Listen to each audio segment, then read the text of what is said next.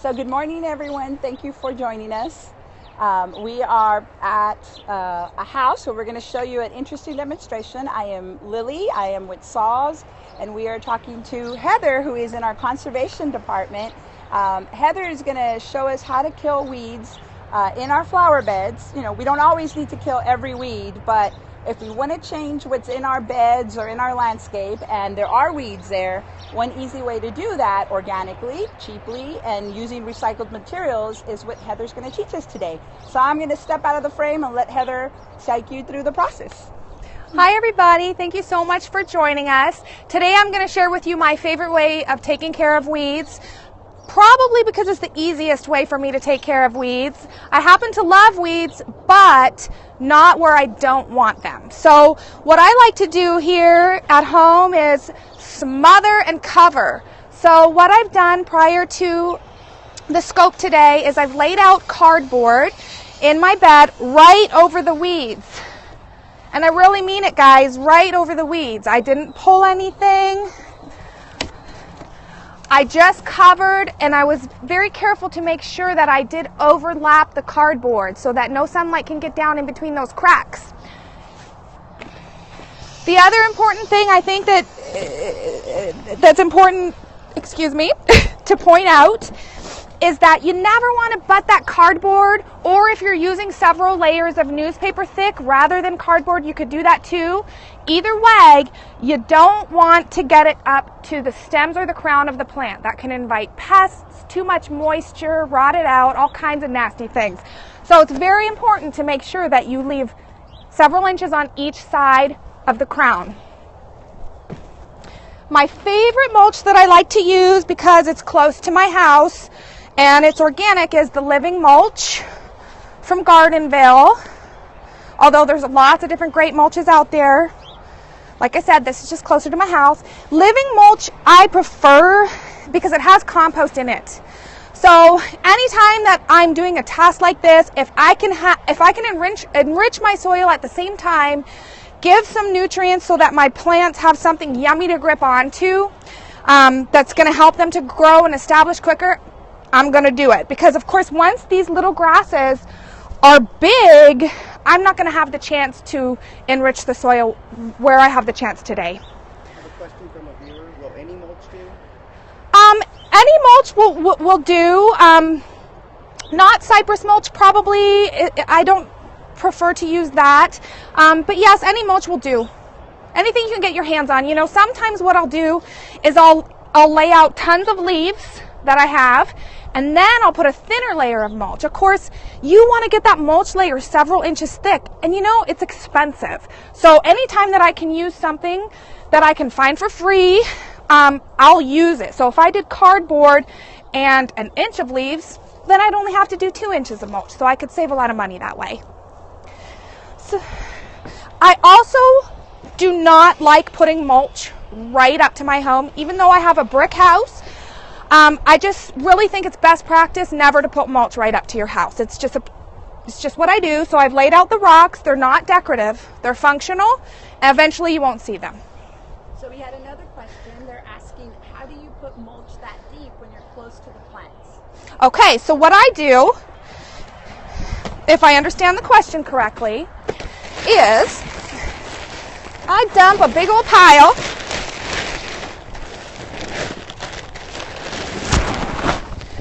I spread it out. When I get close to the plant, same principle that I was mentioning about the cardboard. Do not do this. Do not even do this.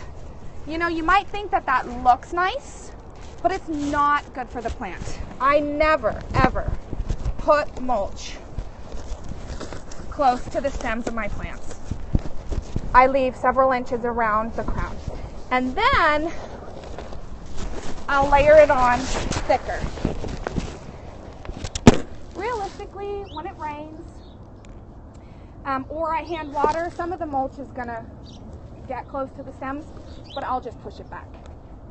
So that's all I do, guys. Just smother and cover.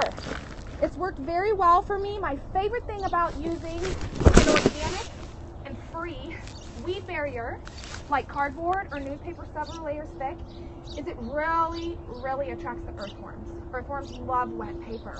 So again, it's something that you can do when you're building your garden, whether you're covering weeds, whether you're covering grass to create a new bed.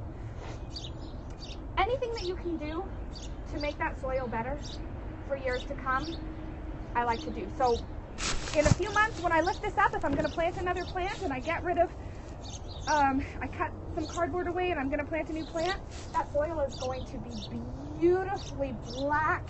It's going to be so nice, easy to move, and I'm going to see worms, guaranteed. And so does the cardboard just decompose? Yes, over time the cardboard will decompose. I did this in my entire garden, and now when I dig down, there's nothing. So, and my garden's about 4 years old, 4 or 5 years old. So what do you think of synthetic mulch? And repeat the question. Synthetic weed barriers? Mulch. Mulch. Oh, okay, so like The rubbery tires. My personal preference is not to use stuff like that. I just like to use things that are organic, that I know are going to break down okay, that I know aren't going to be harmful. That I don't know what's in that stuff, so I just don't feel comfortable using it. Could you do this other places? Is this a good way to maybe kill grass? Absolutely. So in this particular circumstance, I am dealing with a large area where the mulch over time has deteriorated so much that I don't have a mulch layer here. And this is one way that you can, one application for doing this method. But certainly if you have a grass area that you want to create, maybe a SAWS water saver landscape bed, 200 square feet, it would be much easier than what I'm doing right now, which is making these little cuts around my plants and being careful not to cover plants.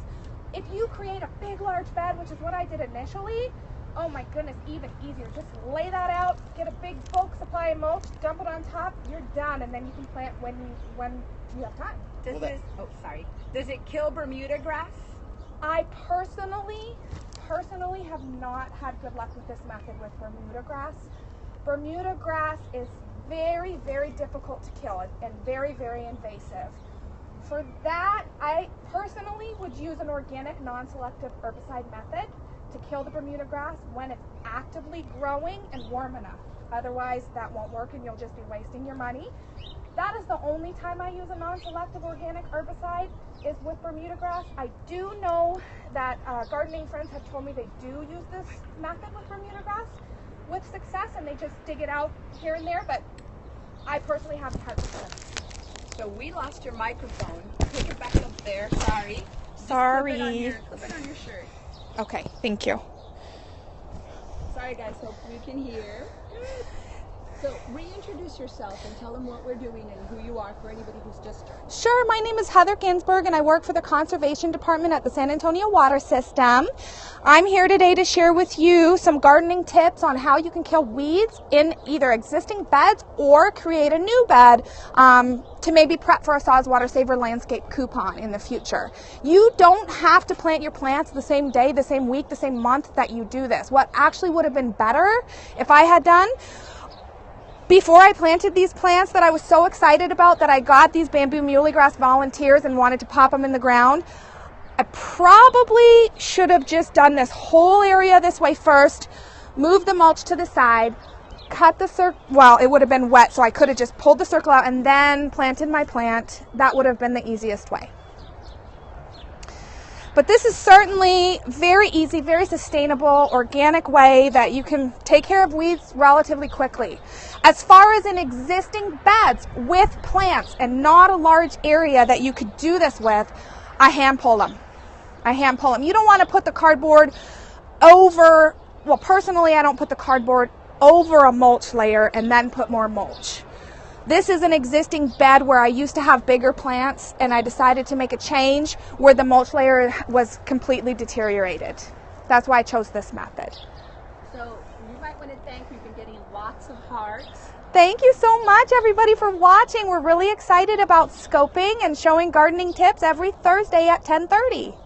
Hope you guys join us next time. Hope you join us next time. Thank you so much. Thank Oh, we got another question. Oh, question. How many layers of cardboard do you use? Cardboard, 1 to 2. Some of this here, straight up, it's 2. Usually, probably 1 is enough. If I'm going to use newspaper, I'm never going to use those glossy, fancy, colorful advertisement inserts. I'm going to just use 5 layers or so thick of the normal print. And then when I'm done here, what I'm going to do is I'm going to work my way this way, kind of like laying a floor. I don't want to go walking on what I've already done, because it's possible that you could compromise that weed barrier that you put down. Maybe where you overlapped, maybe you make a space. Perhaps if you're using newspaper that's more delicate, perhaps you tear it. So you want to work like you're laying a floor. When I'm done, I'm going to hop off this way. Then I'm going to get my hose and I'm going to water it like rain, just to kind of set everything. And that's it. That's it. And then it just simmers out. And I've had really good success with this method, and I feel like it's very effective.